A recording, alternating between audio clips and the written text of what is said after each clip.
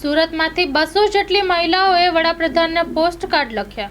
અમરેલીની દીકરી પાયલની ધરપકડ મામલે લખ્યા હતા પોસ્ટકાર્ડ. મહિલાઓએ વડાપ્રધાનને પત્ર લખીને કરી અમુક માંગણીઓ. Story report by Satish Kumbhani સાથે કેમેરામેન દિનેશ વાઘેલા, સુરત.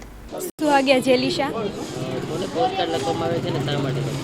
માનનીય નરેન્દ્રભાઈ મોદીને અમારા દ્વારા એ અપીલ કરવામાં આવી છે કે અમરેલી જિલ્લામાં વિઠ્ઠલપુર ગામમાં જે ઘટના બની છે તેમાં દીકરીને કોઈ પણ પૂર્વ જાણકારી આપ્યા વગર તેમની ધરપકડ કરવામાં આવી છે અને બીજા દિવસે તેમનો સરઘસ કાઢવામાં આવ્યો છે. પહેલાં તો આવા કેટલાય ગુનાખોરો અને બુટલેગરો અને બીજા ઘણાય કૌભાંડો થયા છે, તો ત્યારે તો કોઈ સરઘસ કાઢવામાં આવ્યું નથી, પરંતુ આ દીકરીને કોઈ પણ પૂર્વ જાણકારી આપ્યા વગર તેમની ધરપકડ કરવામાં આવી રાત્રિના સમયે અને બીજા દિવસે તેમનું સરઘસ કાઢવામાં આવ્યું. તો આ ઘટના ખૂબ જ દુઃખદજનક કહેવાય છે.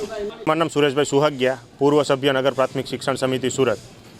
આજરોજ અમે પૂણા ગામ ખાતે શાંતિ નિકેતન સોસાયટીમાં બહેનો દ્વારા માનનીય વડાપ્રધાન શ્રી નરેન્દ્રભાઈ મોદીને ટપાલ લખવાનો કાર્યક્રમ રાખવામાં આવેલો હતો.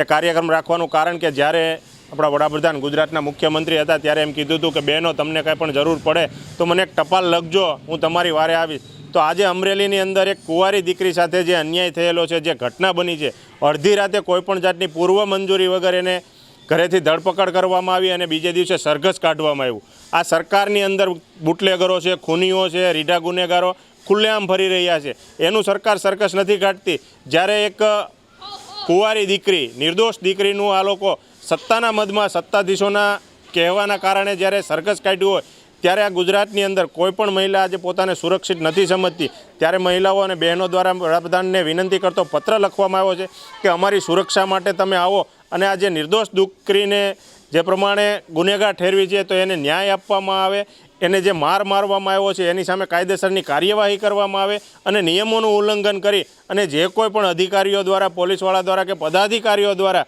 આજે દીકરીની રાત્રે ધરપકડ કરવામાં આવી છે તો તેની સામે કાયદેસરની કાર્યવાહી કરવામાં આવે.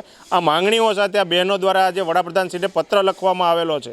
આજે અહીંથી પૂણા ગામથી શરૂઆત કરવામાં આવી છે અને આજે 200થી વધારે પોસ્ટકાર્ડ લખવામાં આવેલા છે અને આગામી દિવસોમાં પણ હજી નારી સ્વાભિમાન આંદોલન અંતર્ગત સુરત શહેરની અંદરથી વિવિધ જગ્યાએથી પોસ્ટકાર્ડ લખવામાં આવશે. માં motor driving, safe and sure driving. Driving એ શોખ સાથે આપની મોટી જવાબદારી પણ છે. અમારા ઇન્સ્ટ્રક્ટર દ્વારા સચોટ અને સરળ માર્ગદર્શન.